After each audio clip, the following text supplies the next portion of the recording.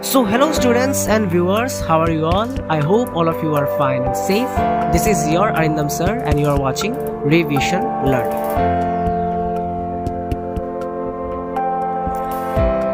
So before starting our today's session, let me ask you one question. The question is, what is democracy? Well, I know that most of you can answer this question. So you can answer this by commenting in the comment section below. What is democracy? But basically, democracy means it's a form of government that allows people to choose their rulers by themselves. Okay. Now, based on this, today we will start a new topic, a new chapter from your class 9 SST book.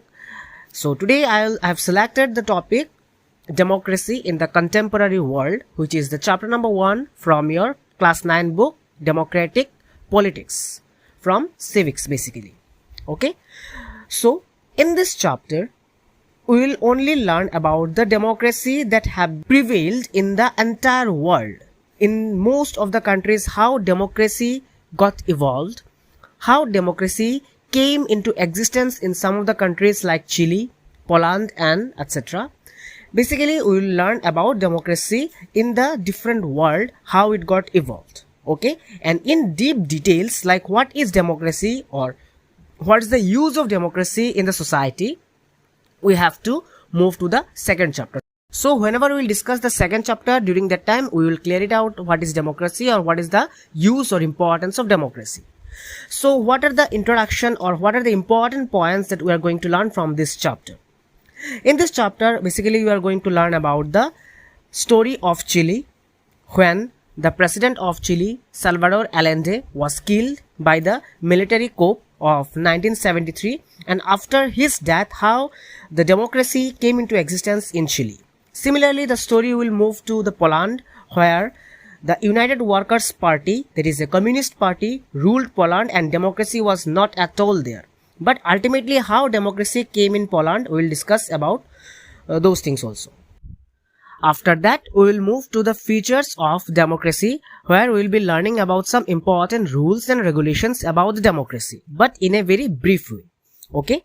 Then we will go to the map changing of democracy, how the map of democracy changed from 90s to the 2000s. Okay. In the 1900s, there are only a few democratic countries, but after 100 years, almost most of the countries in the world got democratic, or they became a democratic republic, but they couldn't hold the democracy in the country. There are some countries who couldn't hold the democracy on them. We'll also discuss about those things. Later on, we'll discuss about the expansion of democracy, the different phases through which democracy went and democracy expanded in the world. Okay, the beginning, we'll also discuss about the beginning, how it got expansion, or the beginning of the expansion process. Then we will move to the end of the colonialism, how colonialism ended, and democracy in the recent phase of the world. Okay, where we will learn about some neighboring countries, about the Indian democracy, and also about some democracy of the neighboring countries, India's neighboring countries, basically Pakistan, Bangladesh, Myanmar and all. Okay, then at the world level, how democracy is signified, how we determine democracy in the world level through some international organizations like the United Nations, the United Security Council, the International Monetary Fund, World Bank. All those things we will discuss, and whatever the decisions they make, are these decisions democratic decisions or not, also we will discuss on that topic.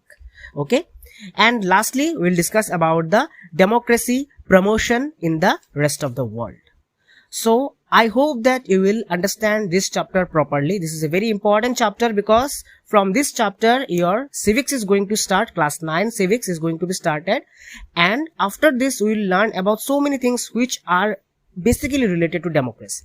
So this is a very important chapter. You have to understand this chapter very nicely. Also in this chapter we will learn some important terms like censorship, coalition, colony, communist state, martial law, political prisons, referendum, veto, trade union. So we'll also discuss about those things. So in our next video, I will start this chapter. I will cover up all the important points and we will discuss in details about every topic given in your book. So basically we'll start this chapter in our next class. So keep an eye on that. And for this reason, you have to subscribe Revision Learning and you have to press bell icon so that you never miss any of our videos and updates. So till then, stay tuned to Revision Learning. Follow up all our videos, and in our next video, we'll start this chapter, Democracy in the Contemporary World, with the story of Chile and military coup in Chile in the year 1973. Okay, students. So I hope that you won't miss that video. Okay, so till then, take care, keep studying, and we will meet in our next video. Thank you. So hello students and viewers, how are you all? I hope all of you are fine and safe. This is your Arindam sir and you are watching Revision Learning.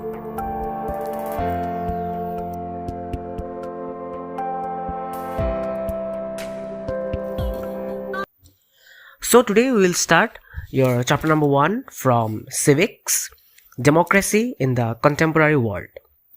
In my last video, I have given you the introduction of this particular chapter.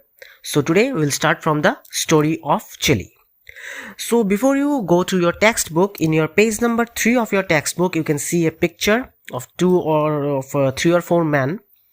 The person who is in the extreme left with some army helmet was the president of Chile, Salvador Allende. And in the right side, it was the military coup. This picture was exactly taken before the hours before his death, the death of Salvador Allende. Salvador Allende was killed by the army of Chile. So let's go to the story of Chile. So in the September 1973, 11 September, the democratic government was overthrown by the military of Chile. Chile is a South American country. Now, by the time when the democratic government was overthrown, Salvador Allende was the president of Chile. He was the leader from the Socialist Party of Chile. Being a president, Allende was always helpful towards, or he was always addicted towards the poor people and the workers, the peasants, the farmers. He adopted many policies to help those people, the workers of the backward person or backward people of the society. Okay, he adopted many policies like educational system reform. He changed the educational system. He reformed it, particularly for those poor section of the society. He decided to give free milk to the children, then redistribution of land to the landless farmers and all. This type of policies he made, which was in the benefit of the poor. Okay, the poor were beneficial. But Allende was strictly and severely opposed by the rich people or the rich community of the society, especially by the zamindars, the landlords, and some other political parties from the opposition. They always opposed Salvador Allende as they thought that Allende was responsible, or Allende was only thinking for the poor people, but he was not even thinking for the rich section of the society. But it was not like this. Okay, Allende also did some other things, like he opposed foreign companies taking away the natural resources from the country of Chile, like the copper and all. He always opposed that foreign countries or foreign industries should not get the overall power in their hands. So he wanted that the president should have a power over those foreign countries so that they couldn't take the natural resources from the countries like copper and other natural resources.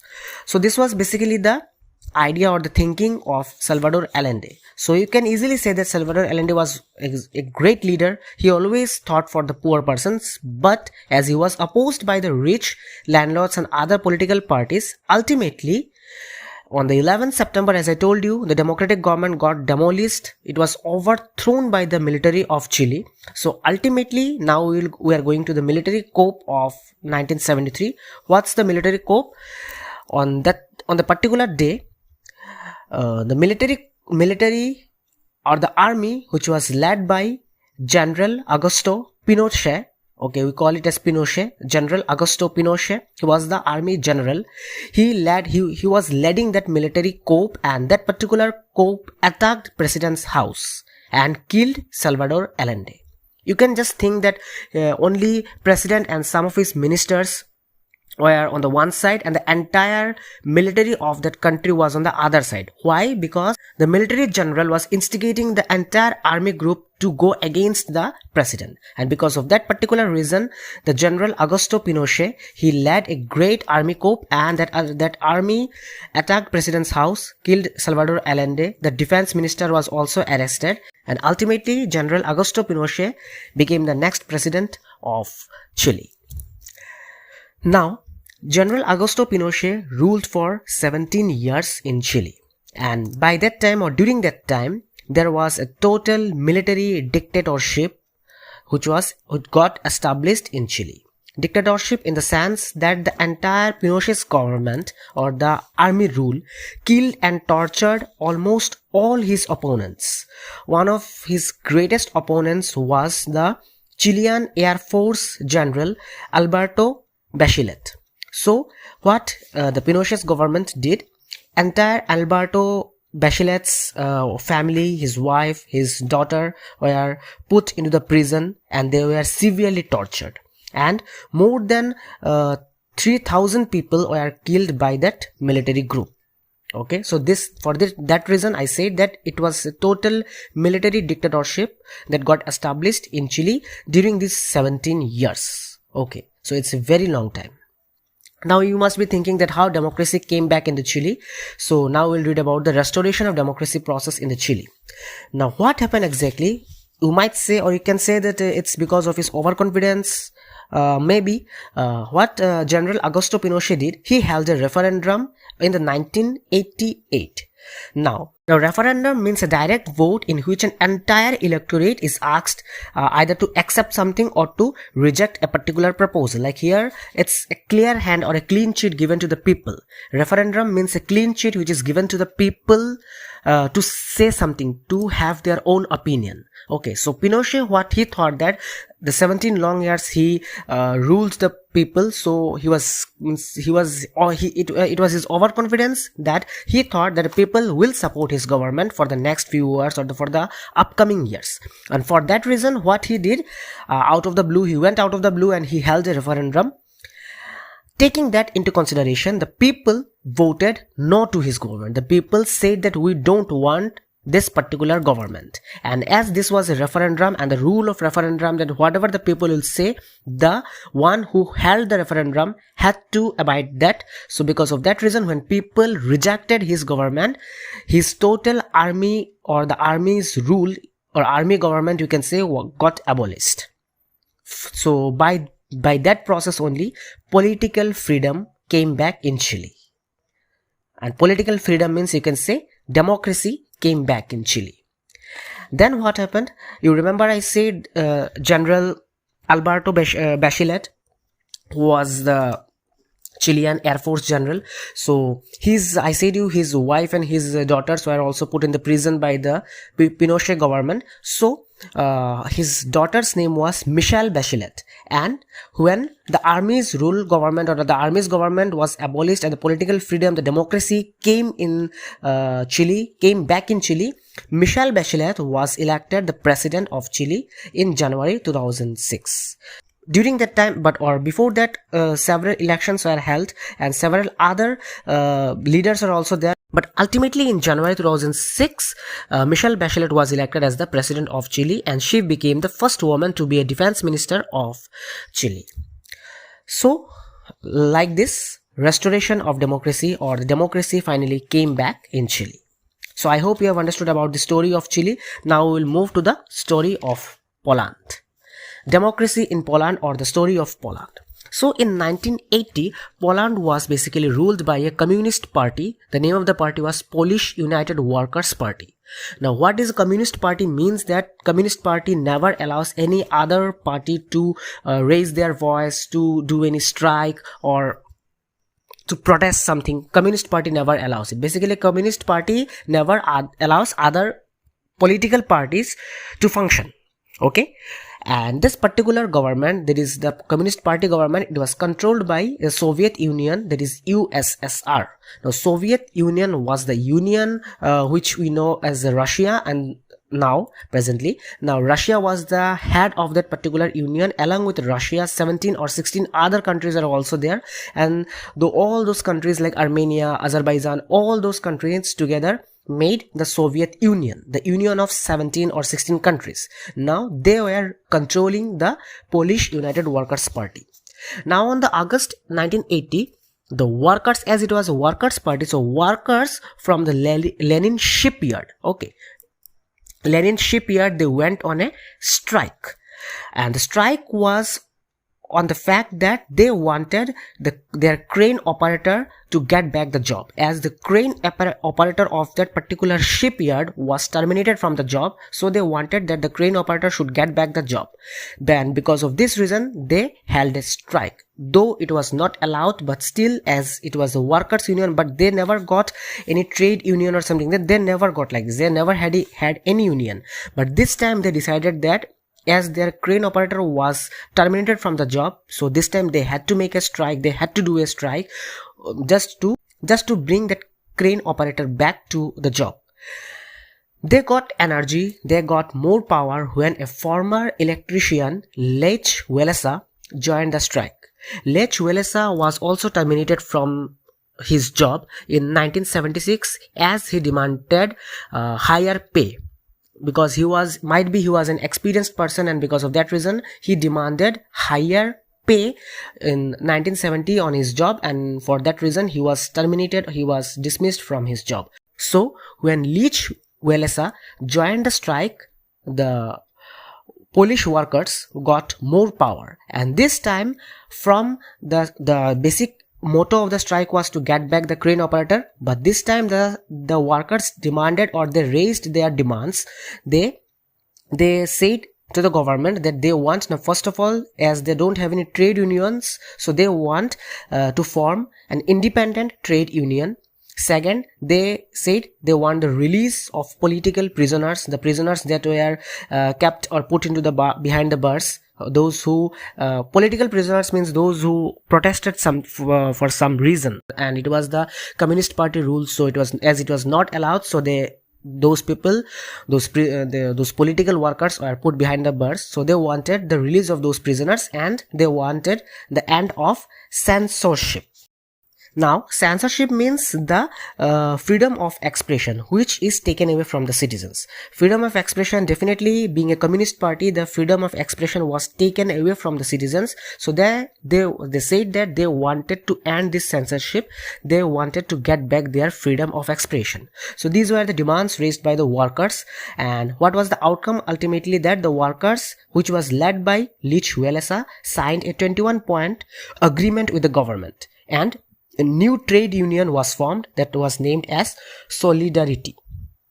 But in the initial days, because of corruption and mismanagement, it didn't work well. And taking that into consideration, the government that is the Polish United Workers government, which was led by General Jaruzelski, he imposed martial law in December 1981. What is a martial law? Martial law means when the military authority take controls over everything. So as it was their rule, and they were the ruling party, so they declared a martial law where the military authority took the control over them, took the control in their hands, and the Solidarity members were put in the prison. But ultimately in 1988, Solidarity again organized some strikes, but this time the Poland government, or the Polish government, was a little bit weaker because of the decline in the economy, as the USSR that I told you earlier, that the Soviet Union, which was controlling them, which was supporting them, they stopped supporting them. Okay, and because of that reason they got a decline. There was a decline in the economy of the Polish government, and when the Solidarity again raised the strikes, this time they held some elections in Poland. Okay, so free elections are held in Poland, and Solidarity contested in 100 seats, out of which they own in the 99. They own 99 of them, and Lech Walesa ultimately became the president of Poland. So by this process, restoration of democracy was there in Poland.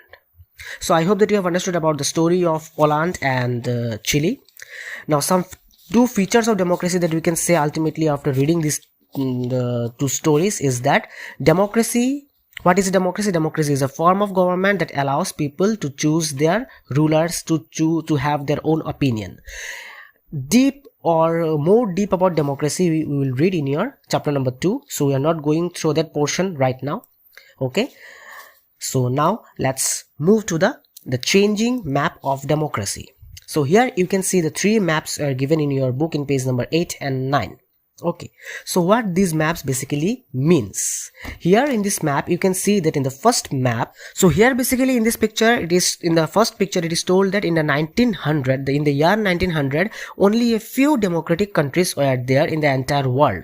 But when it came to 1950, most of the Asian countries adopted democracy. Here in the first picture we can see that in initial days there was a very less democratic country, but ultimately by the time of during the time from 1900 to 1950, almost most of the countries, some of the countries from Asia, including India and Afghanistan, Pakistan and all neighboring countries, Sri Lanka and the other European countries, almost near about most of the countries, they got the democratic rights, they became democratic republic.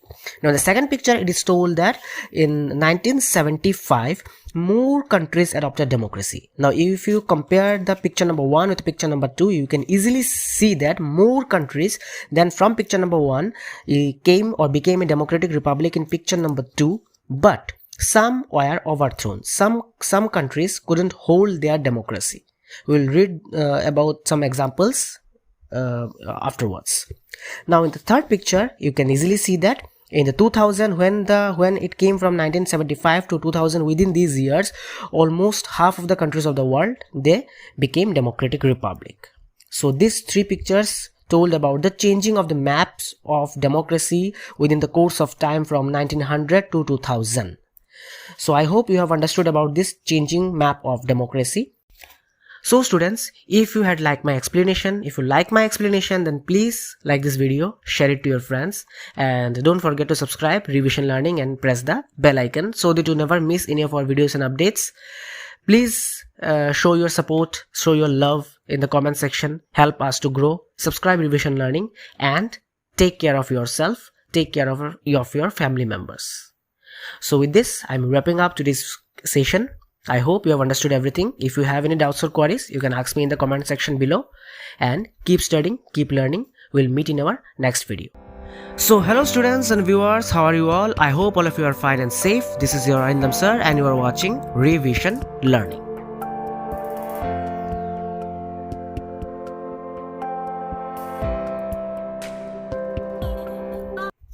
So students, in our last video we have discussed about the democracy in Chile, the military coup of 1973 in Chile, the restoration process of democracy in Chile, along with the democracy story of Poland. Okay.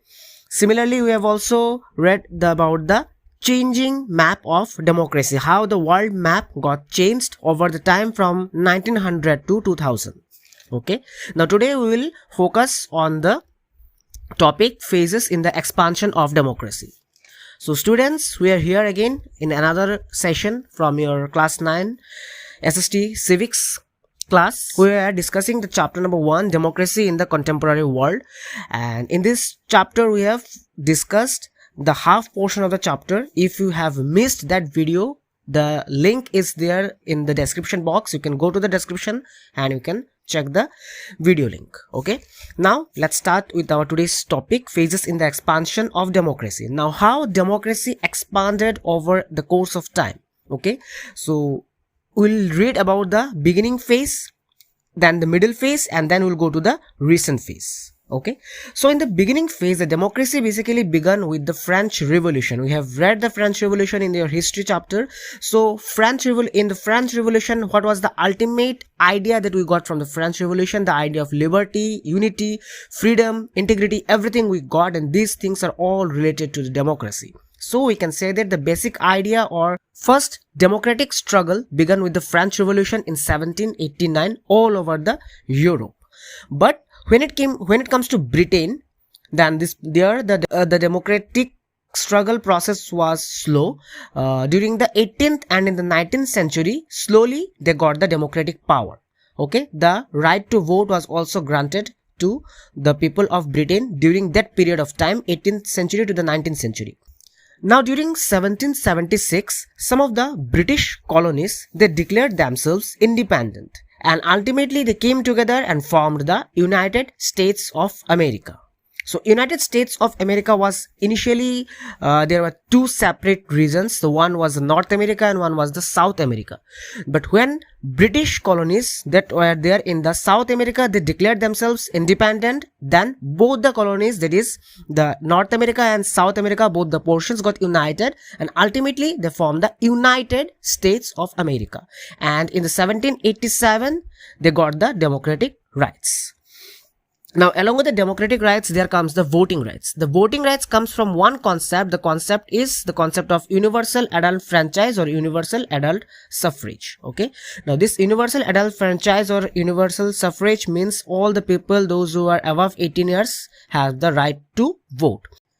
By 1900, New Zealand was the only country who followed the universal adult franchise and had the voting rights. India in 1950 had the voting rights. Okay. Now we'll see how the colonialism ended. So colonialism means this colony process, the British colony, the French colony. These are the British people captures other countries or other states, other portion of land, and they, after capturing, they declared themselves as the British colony, that portion as a British colony. So how this colonialism process ended? Now most of the countries during that 18th, 19th century, most of the countries from the Asia and Africa were the colonies of the European nations. We are also under the British. Okay. But after the World War II ended by 1945, most of the countries became democratic republic. Now in my last class or in my last video, I told you about some countries during the 1975 session or 1975 section where they got democratic republic but couldn't hold the democracy. So one of the example is Ghana. Ghana, also known as the Gold Coast, used to be a British colony but got independence from the British colony in 1957. Kwame Nkrumah became the prime minister and then he became the president of Ghana.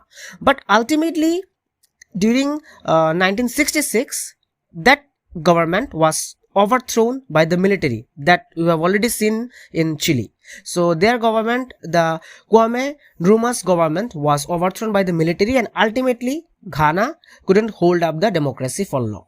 Okay. Now in the recent phase, after 1980, most of the countries became democratic republic. The democracy quickly spreaded all over the world. The main reason was the disintegration of the USSR, the division of the USSR. I told you, like in USSR 15 to 16 countries were there, and they controlled most of the countries, including one story we have got during the story of Poland.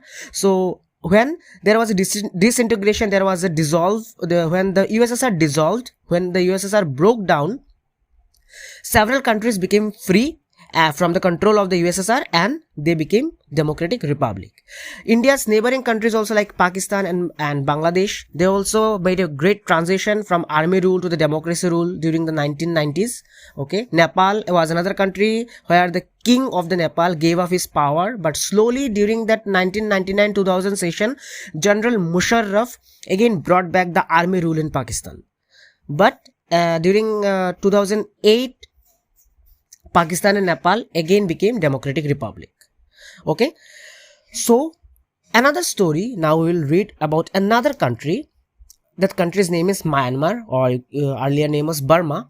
So in the story of Myanmar got independence in the year 1948 and it established democracy.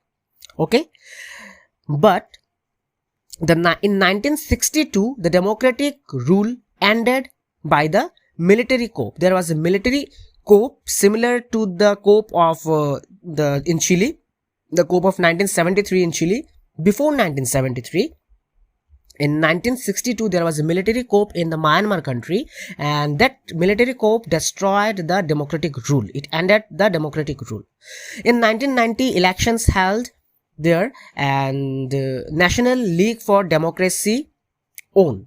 National League for Democracy was a democratic party, you can say, or a political party. Okay, that party won in the 1990 elections in Myanmar, and the leader of that NLD was Aung San Suu Kyi. Okay, but as there was military rule, I said you, so military leaders did not recognize the election results, and Suu Kyi and the others associated with her were kept under house arrest.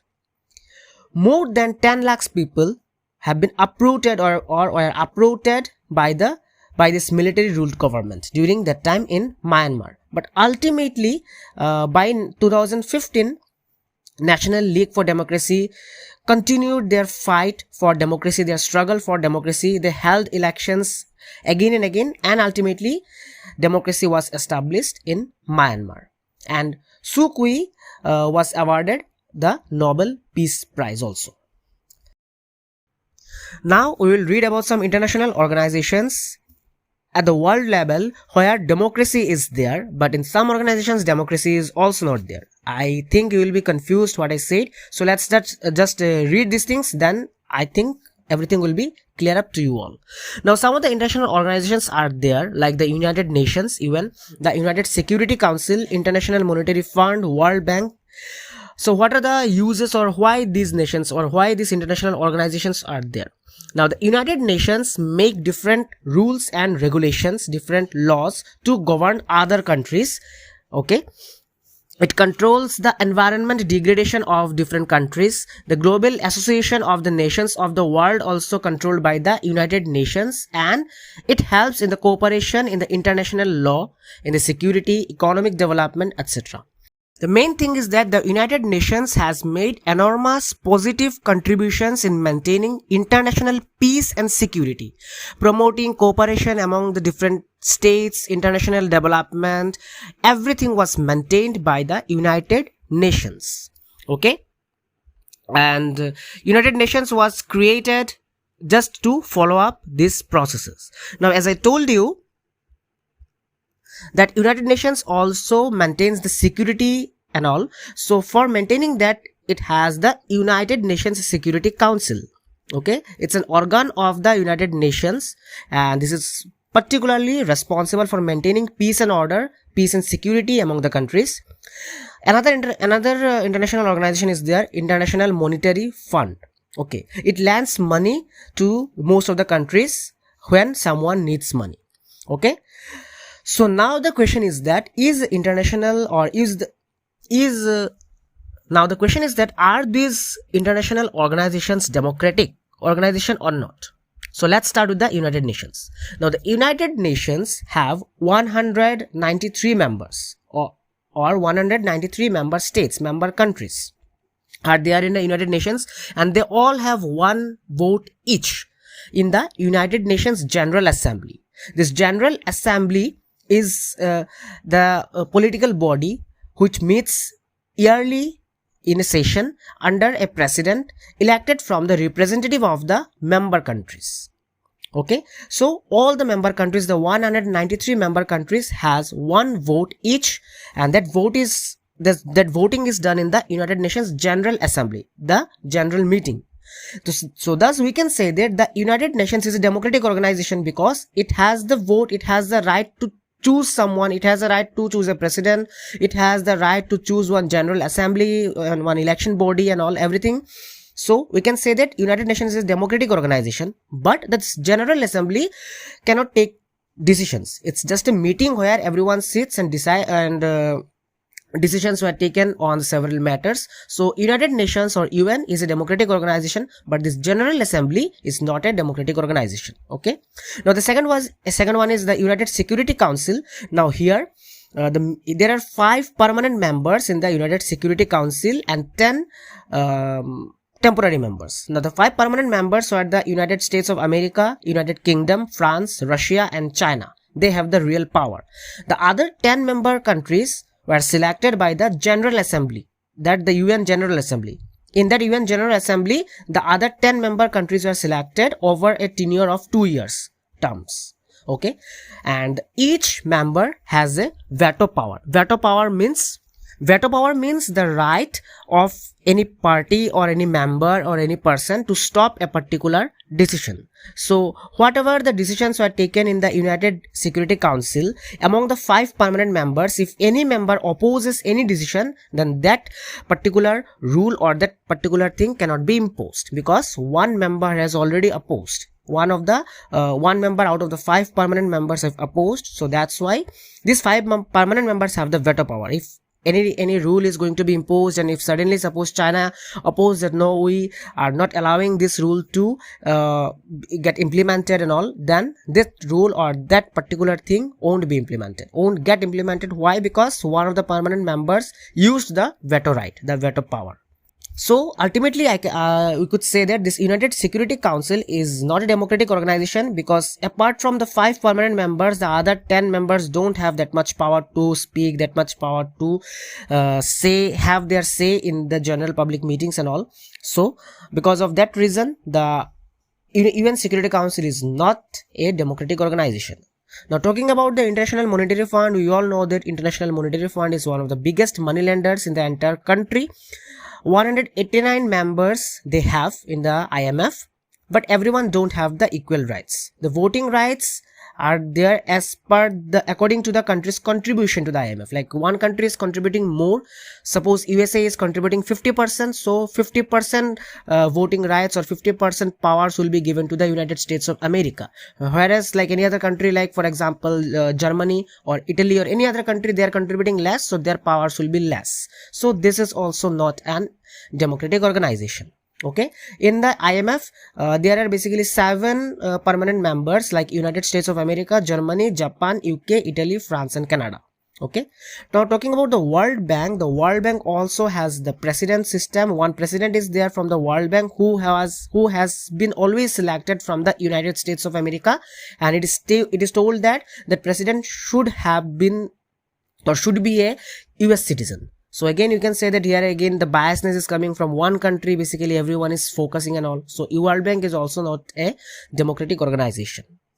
Now sometimes some democracy is also being promoted. For example, in Iraq, Iraq became in the story of Iraq became independent from the British rule in 1932.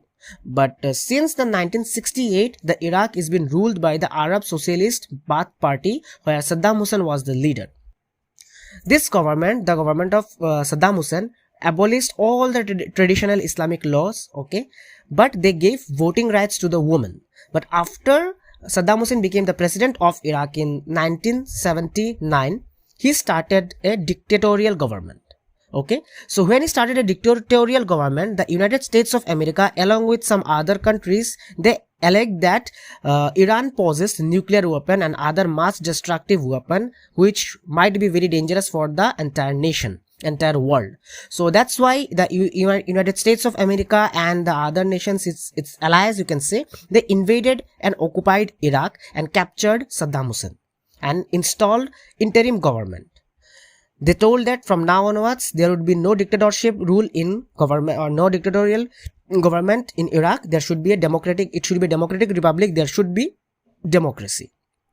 So this war against Iraq by the USA and its allies was not authorized by the UN Security Council and was said to be illegal. So sometimes the promotion of democracy was also done in some other countries. Like for example, USA did the promotion of democracy in Iraq, but the process that they applied by capturing their president, by invading them, attacking them, occupying Iraq and all, forcing them to have democracy, this process was illegal. So sometimes democracy is being promoted, but the process is not good. The process is not well. So we can say that this process of promoting democracy was not a correct process. So students, with this we came to the end of this chapter. I hope you have understood everything. So this is actually the third part of this chapter. I have made this chapter in 3 different parts. Now if you want to get all the things or every part in a single video, then tomorrow I will upload another video where all the parts will be there. If you want to check that video, you can check it. It will be a little bit lengthy video, you can understand it. So for your betterment, for your better understanding, I will upload a video where all the lectures of every topic will be there in a single video, so you can check that video also. This video will be uploaded tomorrow. And if you have liked my explanation, if you have understood this chapter, you can comment in the comment section. If you have any doubts or queries, you can ask me in the comment section. And you can like this video, share it to your friends, subscribe to Revision Learning, help us to grow. Don't forget to subscribe to Revision Learning and press the bell icon so that you never miss any of our videos and updates. So students, today I have to wind up this video. So keep studying, keep learning, and we'll meet with a new video, with a new chapter, with a new session. Till then, take care.